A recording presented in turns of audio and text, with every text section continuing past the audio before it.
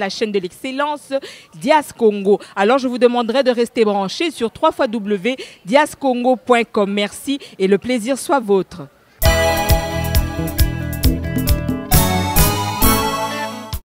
www.diascongo.com avec le grand Wabasson, c'est bien votre servante Rogasen Kapemoch, sein de votre émission Autopsie New Look.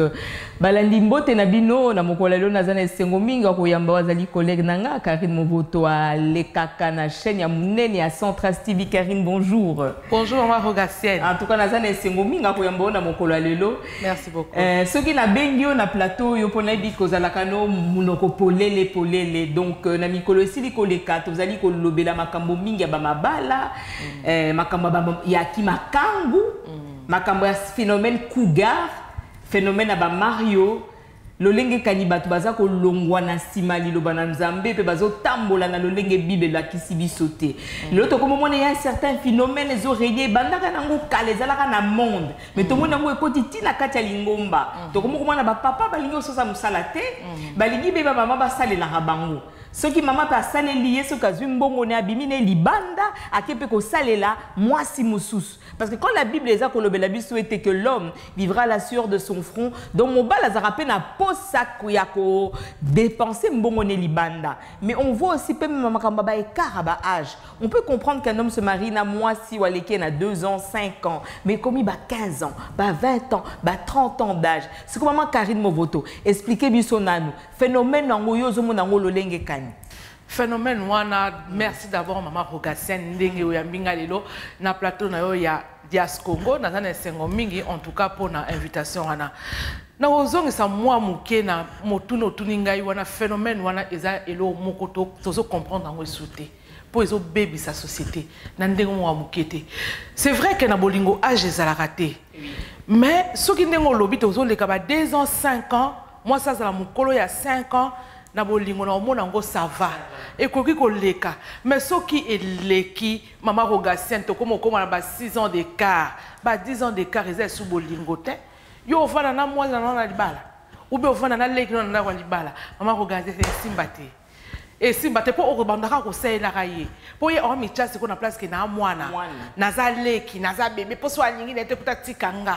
Mona rango ba bolingo est aveugle, l'amour est aveugle, maman Rogasen mais o wana mona ngo so aveuglement et comme buzoba.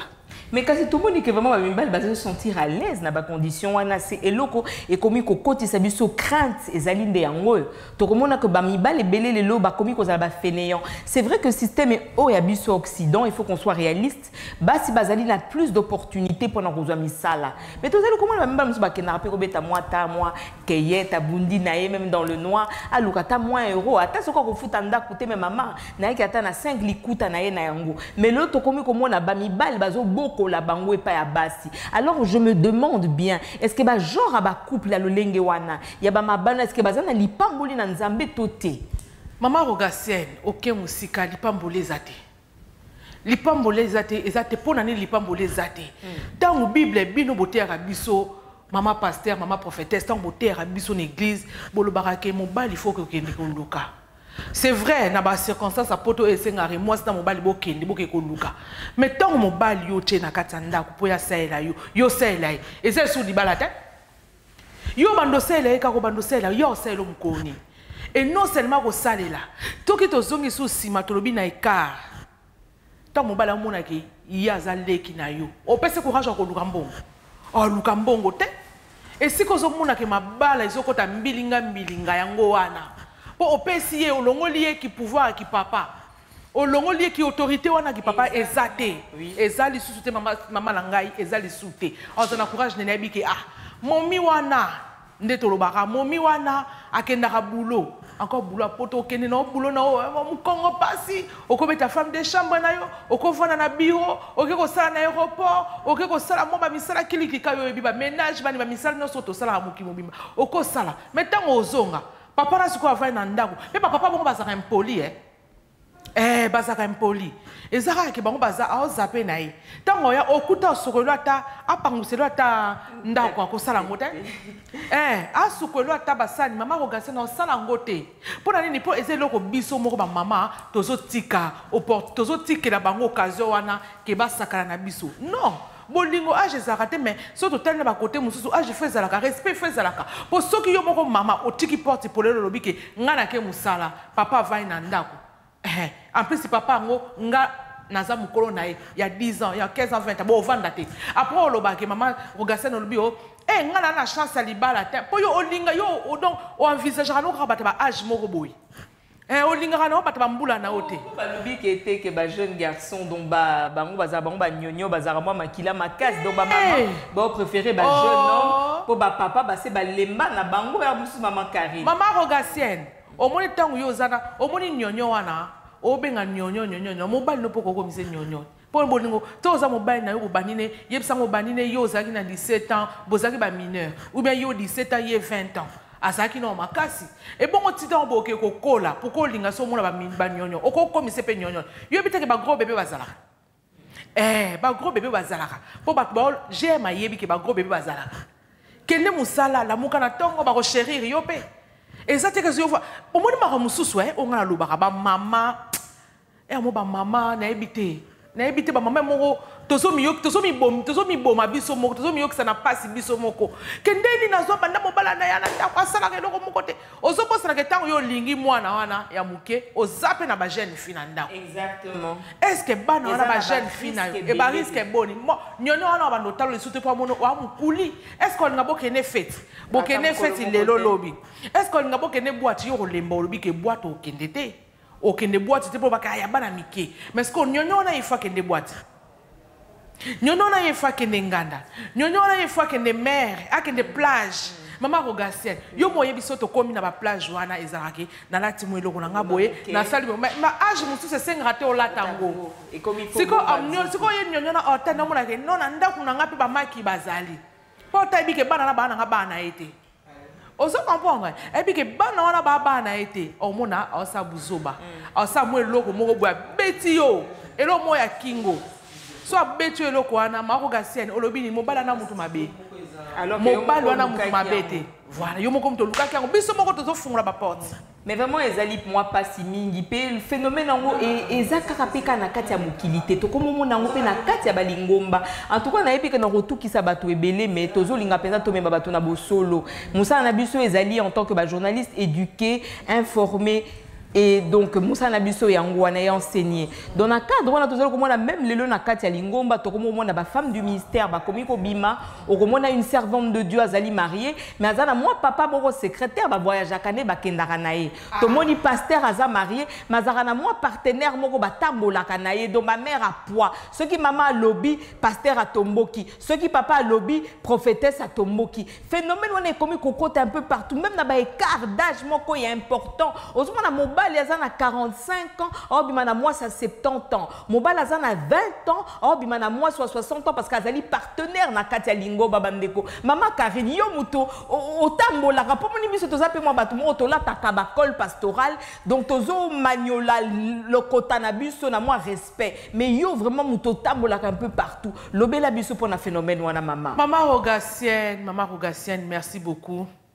Phénomène wana ekoti na kata matong na kata ba mangomba na bitonga nyonso ba phénomène na ekoti po biso moko ba mama to lingi ekota et ça ba pasteur te donc ba mama ba lingi ba china bango et ça ba pasteur te ba mama yo kana biso lo moko badamu izi yo kana ebisa yo mama Rogasene omoni à part qui pastoral wana vie privée oza bana na yo te boy oza la famille na yo te ozo comprendre mais soki yo moni mutu moko oyo aza fan na yo osani opanzana te amobali te pasteur amobali donc la faute eza ya ba sœur faute na maman partenaire ba faute eza ba kopesa ba pasteur faute na ba papa partenaire kopesa ba pasteur faute te ba faute eza ya biso ba maman po pasteur à part qui pasteur amobali pasteur c'est non mais tout le long a phénomène en aussi yo kana bisa yo maman yo kana zo koma pasteur à part qui pastoral à l'église aza mutue aza mudloko na emsusu soto tali bien ko mobali nanga vana na ndako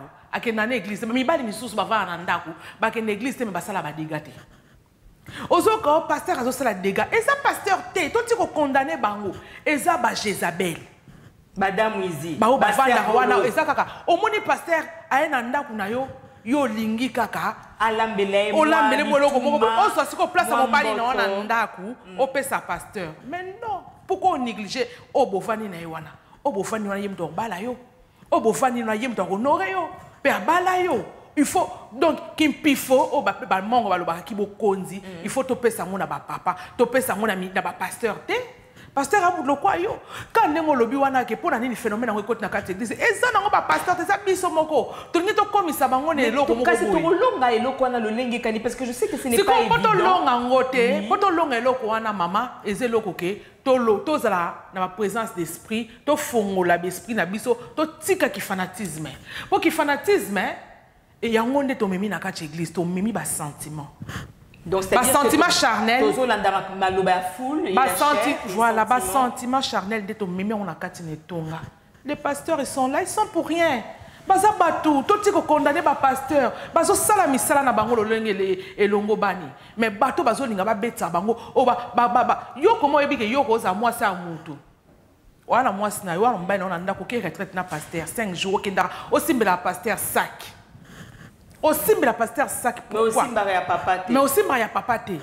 Aucun jour, au Bima, aux sac à papa aussi. Même si vous avez un leader, beaucoup ça va course. Aussi, mais vous avez un asimbi sac à tambola. Mais yo on a sur beaucoup mais si comme sousou au pasteur obi papa tikana mema papa tikana mema to boite to luka mapamboli mais to bana mapamboli moi mokoto moko bona moni vraiment eza ya taille na yo OK tenenge zona il faut bandana no baba botera biso bolobi ke e bandaka nanu pona ko soigner makambo libanda e bandaka pa na biso e bandana na ndako e bandaka libanda te. Parce que nanda kuno soigner Dieu quand ça na kena pasteur ngo kuna lelo esani et c'est notamment rogacienne non ça lelo moko te débat dégâts biso to ça ba dégâts na kati église au moni be église réveil l'autre benga be église de réveil biso ba maman ndemo to komo la lisango pongi po pasteur soka mo na ke maman wana za fanatique na ye maman wana ya ko ba makamanda kuna kenda ko amitique ba maman ndes ko mo ba maman ba papa ba pasteur na ba comme na pouvoir un moko ya ko kota na ba vie ya papa ebike omoni moi c'est un diable moi ça être mo un phénomène moko bizarre à être moko mama tika ba sena nzambe to respecter bango mais biso ba mama to ko esa bango te to za la papa pe beaucoup esa ba servante pété maman, moi si, kokonda na papa te, moi si. Moi ça cher moko bizarre, moi ça phénomène moko bizarre. Moi c'est oui nga déjà na mona mutu na memi to za mutu na kati église. Alors bananga maman Karine, nga il faut na bimaka na pasteur wana. Ngabi oh, il faut bimaka na pasteur wana pone. Bien nga il faut kana bimana ye. Ngabi ah bon? Il faut bimaka na pasteur wana. Pone bien na sepela na ye. Na alobi le bien siko au lobby, au bimana pasteur wana. Et puis après, au gagner nini. Et ça pour baby sa ministère ya baninga. Non. Et ça pour baby sa ministère à mutu. Non. Le lorsque pasteur yo baby sa ministère nae. Après lobby na ngwana ofinga ye. Église ko panzana. Église ekende. Po bino basana nzambe bozo koyaka ministère na bino mingi ezo kufaka ne kobo Teme ko beza pe kaka seul péché te ya ba péché za nango mo ebele maman Karine. Ba péché na tika te maman. Ba péché to koloba moni eloko to lobaki wana ke maman ozana boto cité maman ozo pe sa valeur na pasteur ne eloko mo boyango la pesa chama sumo eza ko te ko bote.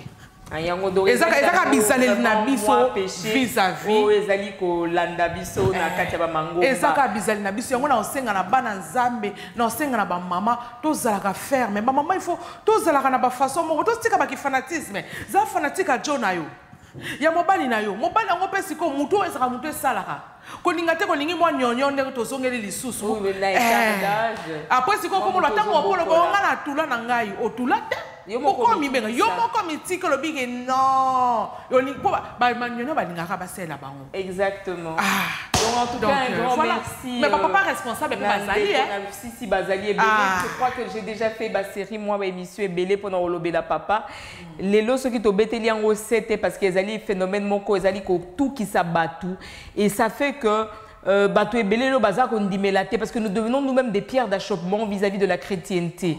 Nakanisi ke nzambe a tia biso liboso a bato pona obema bato na discipola mais on ne donne que ce qu'on a. Ce qui nga nazali na misala mabe na kopesa pe bato kaka misala o nga naza ko salela. Donc ce qui naza ko loba soki tozo bamba pe libanga ezaka pona ba pasteur ya mibali te to lobela pe ya biso moko pe biso moko bana basi etamboli na biso esengeli zonga na nzela kozwa père moko bote encadré na kati église to mobala batu po akoma partenaire non naza na révélation papa yaka na peso rema après komi makambo mususu mon frère soki ozana kondima que nzambe mutu abenga yo ko cha pelika na yo pa mutu te ko loba que non partenaire à moi sur osunganga mère oyo akolatisanga po ekoma ka ndengwana tellement qu'on a besoin d'habits, on a besoin de paraître, tozana bosenga boto comme on dit n'importe quoi.